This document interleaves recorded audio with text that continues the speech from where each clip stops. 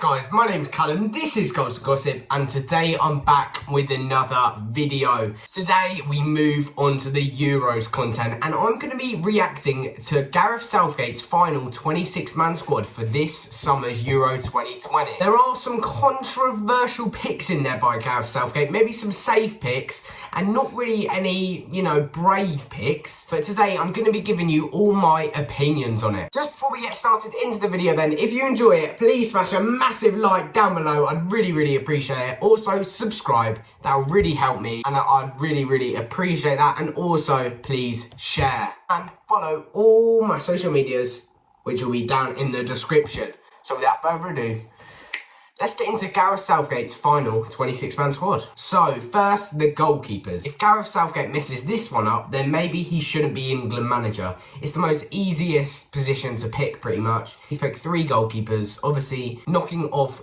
Aaron Ramsdale, obviously just been relegated, and he's picked Dean Henderson, Sam Johnstone and Jordan Pickford. Yeah, that's a basic pick by Southgate and the right one. On to the defenders then. This caused a bit of controversy. He's picked John Stones, Luke Shaw, Harry Maguire, Trent Alexander-Arnold, Kyle Walker, Tyrone Mings, Reece James, Conor Coady, Ben Chilwell and Kieran Trippier. The most surprising name, but perhaps not meant to be surprising name in there, is Trent Alexander-Arnold. He makes the squad. There's been so many rumours around him recently suggesting he's going to be axed from the squad, suggesting he's going to be in the provisional but then taken out for the 26-man squad. He makes it, and Gareth Southgate said he actually told him 3 weeks ago that he was in the squad. I'm not sure if I believe that, but look, he's a top player. I agree with the fullbacks actually, but maybe not that he's taken 4 right backs. I think this might have been a bit stupid by him. He said he's picked the 26 best players in England, which you could argue that he probably might have done, but 4 right backs is too much, to be honest. I think if I was Gareth Southgate, I probably wouldn't have taken Kieran Trippier. I think, although he can play right back and left back, we already have Ben Chilwell and Luke Shaw there, and to be honest, I don't think he needs to go. I would have taken probably another centre-back or another midfielder, who we will get onto in a bit. Centre-backs, though, he's taken John Stones, Harry Maguire. You would expect them to start if Harry Maguire is fully fit. And obviously, Tyrone Mings and Conor Coady as the backups. Tyrone Mings and Conor Coady, I've got mixed opinions on them. I think Conor Coady, he's okay. He's an average Premier League centre-back, nothing more, nothing less. Tyrone Mings, on the other hand, if I'm being completely honest, I don't really know how he's got in there. I think Ezri Konsa's even better than him at Aston Villa, and he's knocked off Ben White and Ben Godfrey. I would have taken Ben Godfrey personally. I would have knocked off Tyrone Mings. And although he might be a bit more of a leader, I think when you're looking at form and who's been better over the season, you've got to take Ben Godfrey. He settled in, obviously, from the relegation from Norwich really well in an Everton shirt. And he's very quick, strong and powerful. Something that perhaps we lack a bit in centre-back in the squad, if I'm being totally honest. So that's one, perhaps, mistake I'd say Gareth Southgate's done.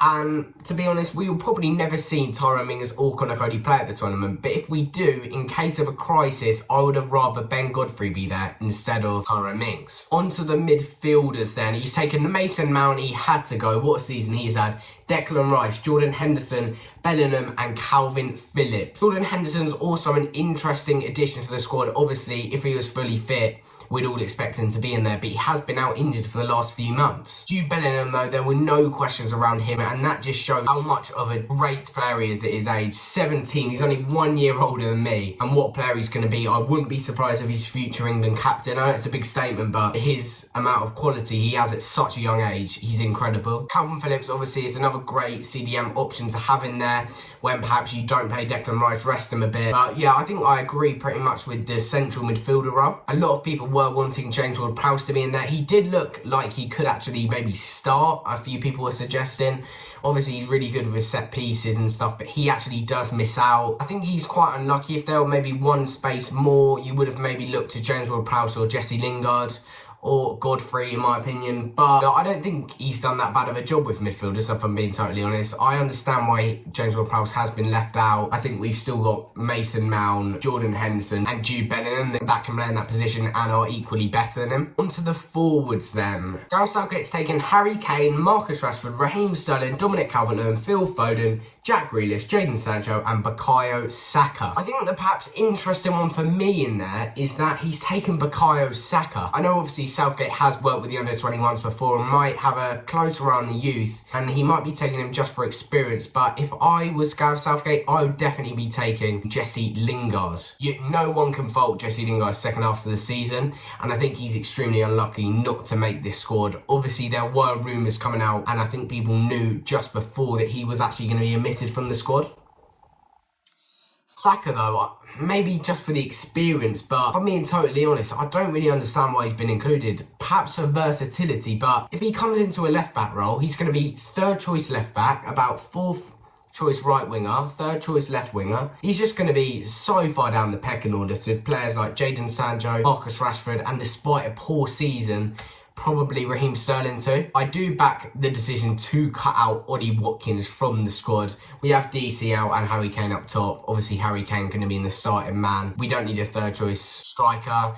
And yeah, I think he's made the right decision with that one, to be totally honest. Saying that though, if Ollie Watkins did go, that would make 3 Aston Villa players in the Euro 2020 England squad. And that's so surprising, suggesting they were struggling for survival last year and Jack Grealish wasn't even in the squad at that point. Also, if you haven't seen it, I put on my Instagram yesterday, obviously I'll link it in my bio, that Jack Grealish was given the number 7 shirt. I don't know if this is perhaps a sign to say that he might actually be starting. You rarely see someone being given number 7 in the Euros and sit on the bench. I think a really disappointing injury though for me, really disappointing. I would have probably had him as a second choice striker, Mason Greenwood.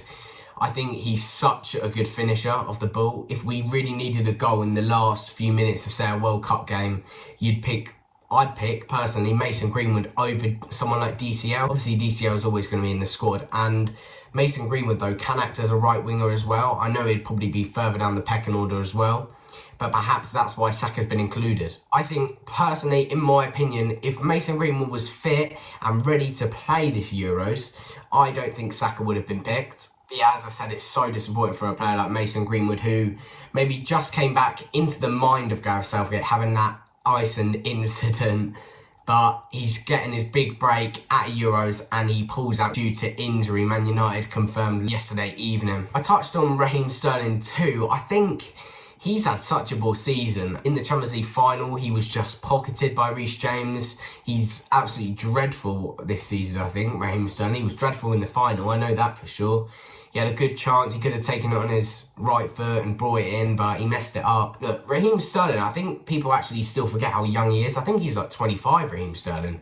He came onto this scene when he was so young, and people don't realise he's still that young. Jadon Sancho, another one that I'm delighted he's in the squad. Obviously, I've got him actually on the back of my shirt. What a season he's had with Borussia Dortmund. Such a good young player. Obviously, links with him with United.